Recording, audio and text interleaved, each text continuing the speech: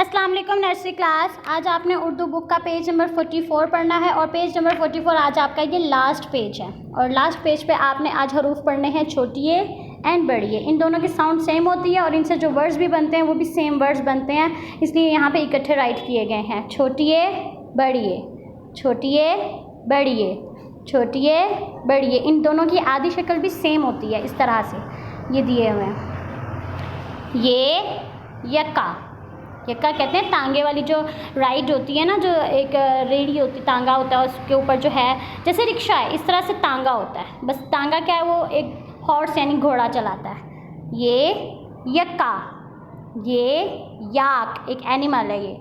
ये यक्का, ये याक, ये यक्का, ये याक, ये यक्का, ये याक।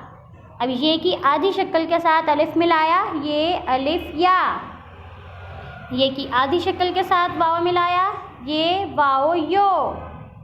ये की आधी शक्ल के साथ बड़िए मिला दिया, ये बड़िए ये।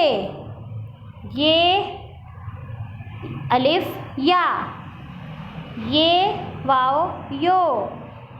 ये छोटिए यी, ये अलिफ या, ये वाओ यो, ये छोटिए यी।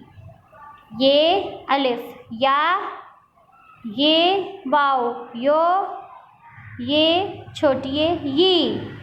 ये कौन से हरूफ हैं? ये छोटिए बड़िए, छोटिए बड़िए। अब आपने अच्छे से लर्न करके मामा को सुनाना है। अल्लाह हाफिज़।